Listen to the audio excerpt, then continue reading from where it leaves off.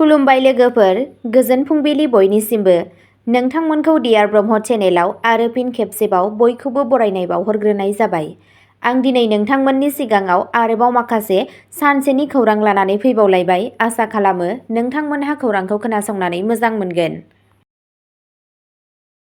दिनैनि गिबि खौराङावनो दङ क'क्राझारनि ग्रिन बड'लेण्ड मिशननि सिङाव गं 115 लाइमोन क्लाबफोरनो चेक होनाय जादों। गुदि थाखोआव आबहावा रैखाथिखौ थुलुंगा होनो नाजानायाव ग्रिन बड'लेण्ड मिशनआ बुधबाराव क'क्राझारनि बड'लेण्ड मुलुगसोलोंसालिनि नीलेश्वर ब्रह्म अडिट'रियामाव मोनसे चेक राननाय हाबाफारि खुंफुंदों। बे हाबाफारिनि समाव क'क्राझार जिल्लानि मोन 115 लाइमोन क्लाबफोरा साफ्रोमबो 50,000 रांनि राङारि हेफाजाब मोन्दोंमोन।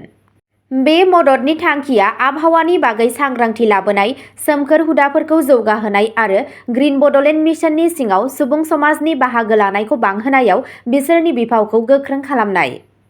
बे हाबाफारियाव बिटिसिनि मावफुं सोद्रोमा सजल सिंहा आरो विल्सन हासदा, एमसिएलए रेवरेवा नार्जारी, बड'लेण्ड मुलुगसोलोंसालिनि vice chancellor professor Babulal Ahuja, बिटिसिनि नेहाथारि रुक्मिन बर'आ आरो मिशन बिथोनगिरि मनरन्जन दासजों लोगोसे गोबां गेदेमा सुबुंफोरा बाहागो लादोंमोन।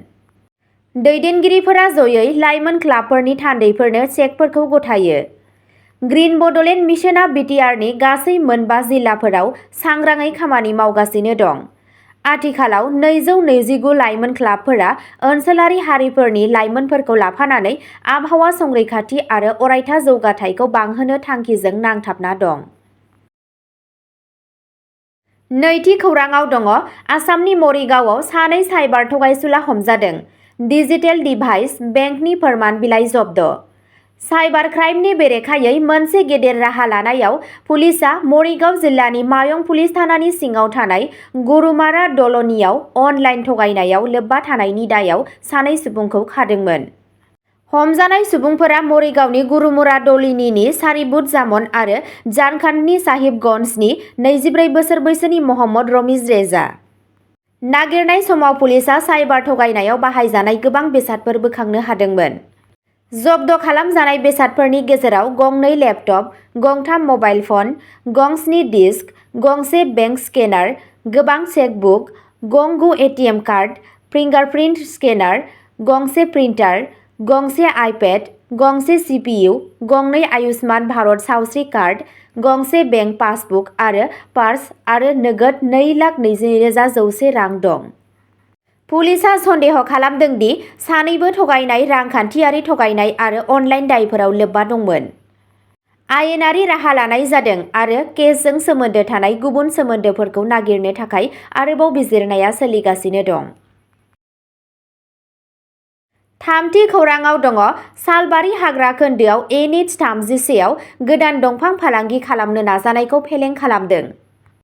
आयेन बेरेखा दंफां फालांगिनि बेरेखायै मोनसे गेदेर राहा लानानै सालबारि हाग्रा खोन्दोनि हाग्रा बिफानआ बुधबारखालि 31 नं माहारियारि राजा लामायाव हावलिनि साखाथियाव थानाय काजिरङा धाबानि साखाथियाव मोनसे ट्रेलारनिफ्राय गोबां बिबांनि दंफां जब्द खालामो।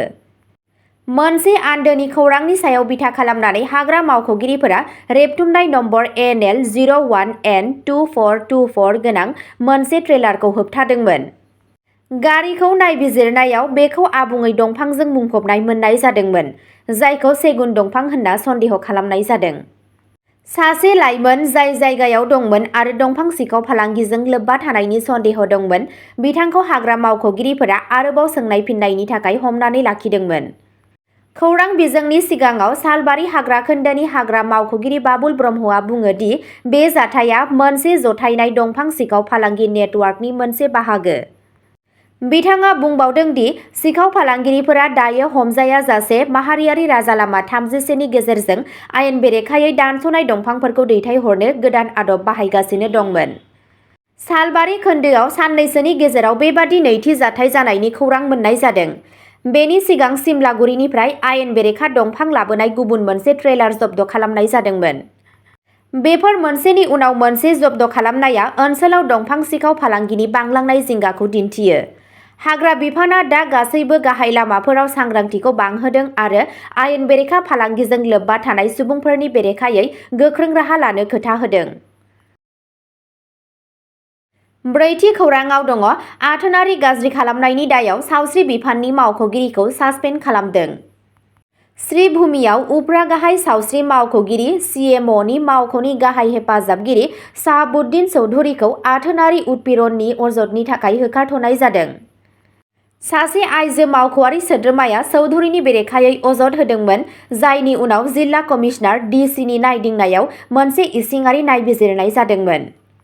नायबिजिरनायनि उनाव DC मावख'आ सावस्रि बिफाननो मोनसे रिपर्ट गथायदोंमोन, जेराव दायफोरनि गोथौथिनि थाखाय बिथांखौ दोनथ'नो सुबुरुन होदोंमोन।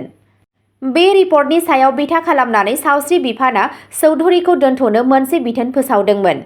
मावख'गिरिफोरा बुंदोंमोन दि गुवारै नायबिजिरनायनि उनाव आरोबाव राहा लानाय जागोन। बाथि खौराङाव दङ दावबायनाय समाव गारिनि सिङाव आइजोखौ जिनाहारि खालामनायनि अजद, दायनिगिरिखौ हमदों। मरिगावनिफ्राय गुवाहाटी फारसे थांबाय थानाय समाव सासे लाइमोन आइजोखौ गंसे गारिनि सिङाव जिनाहारि खालामनाय जादोंमोन। खौरां मोननाय बायदिब्ला दायनिगिरि साहस उद्दिनआ गाग्लोबजाग्रा हिन्जावसाखौ हराव काहिलिपारानि दक्षिणगावआव लांदोंमोन आरो मरिगाव सोहोराव गारहरनायनि सिगां गारिनि सिङाव गाग्लोबदोंमोन। दिसपुर पुलिस थानानि सिङाव थानाय भगदत्तपुर आउटपस्टआव होनाय FIR केस नं 322-25 US 64-1 BNS नि बायदिब्ला 27 बोसोर बैसोनि गाग्लोबजानाय सबकटी लाहरी घाटनि शहानाज परवीनआ बुंदोंमोन दि बियो दायनिगिरिजों सोमोन्दोआव दंमोन नाथाय बोसोरसे सिगां गावस्रादोंमोन। 29 मार्चखालि बिथांजोआ बिथांखौ मरिगाव सोहोराव लोगो मोनदोंमोन, जेराव बिथाङा अजद होनाय बायदियै सि-जोम बायनायनि मुङाव बिथांजोखौ गुवाहाटीआव लांदोंमोन। बबेखानि बिथाङा दक्षिणगावआव मोनाबिलिनि 8 रिंगासोआव गारिनि सिङाव बिथांजोखौ जिनाहारि खालामदोंमोन। अजदनि उनाव धिं पुलिसनि आवथायाव थानाय भगदत्तपुर पुलिसआ दायनिगिरिखौ नगावनिफ्राय हमदोंमोन आरो आरोबाव आयेनारि बिजिरनायनि थाखाय दिसपुर पुलिस थानायाव लाबोदोंमोन। द'थि खौराङाव दङ ई-रिक्सा सालायगिरिया आइजो उकिलखौ खावनो नाजादों, हमजादों। मोनसे सोमोनांथाव जाथाय। सासे ई-रिक्सा सालायगिरिया सिलचरनि मोनसे मुखुब लामानिफ्राय सासे आइजो उकिलखौ लांखारनो नाजादोंमोन। लिंक र'डआव जानाय बे जाथाया नोगोराव आइजोफोरनि रैखाथिनि सायाव गोब्राब जिंगा सिखांदों। खौरांनि बायदिब्ला जानीगन्ज ओनसोलनि थागिरि नारायण दास मुंनि दायनिगिरिया आइजोखौ थांखिनानै बुंदोंमोन जेब्ला बियो लिंक र'डजों थाबायगासिनो दंमोन। रुजुनायाव रानस्राव गोसारनायनि खाबु लानानै बिथाङा अजद होनाय बायदियै बिथांजोनि आखाइखौ हमदोंमोन आरो बिथांजोखौ गावनि ई-रिक्सायाव नारसिननानै बोनानै लांनो नाजादोंमोन। बबेखानि उकिलआ हेंथा होदोंमोन आरो एलार्म होदोंमोन, जायनि जाहोनाव दायनिगिरिया गिनानै खारलांदोंमोन। उनाव आइजोआ सिलचर पुलिस थानायाव मोनसे गसर थिसनो, जायनि उनाव पुलिसआ नायबिजिरनायखौ जागायो आरो नारायण दासखौ खायो। बिथाङा आथिखालाव पुलिसनि आवथायाव दं आरो आरोबाव नायबिजिरनाया सोलिगासिनो दं।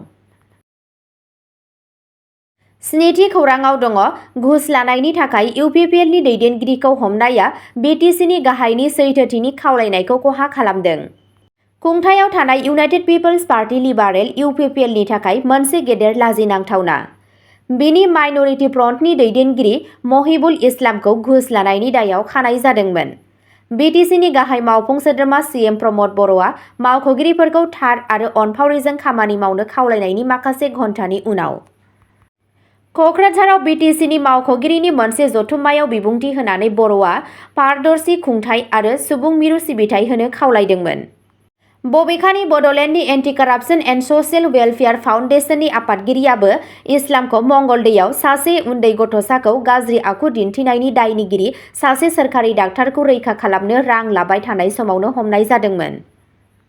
नायबिजिरनायाव बेखौबो मिथिनो मोनो दि इस्लामआ मोजां सोलाय-सोल'नि थाखाय फोरोंगिरिफोरनिफ्राय आरो बिल क्लियारेन्सनि समायखिरानि थाखाय सासे ठिकादारनिफ्राय घुस लादोंमोन। बिथांखौ भारतीय न्याय संहितानि धारा 316(2) आरो 318(b) नि सिङाव केस होनाय जादों आरो न्यायारि कास्टडियाव दैथायहरनाय जादों। बे जाथाया BTC खुंथायनि सिङाव बिबान होनाय आरो बोसोनारि खुंथायनि सायाव सोंलु सोमजिहोदों। अब्ला दिनैनि खौराङा एसेनोसै।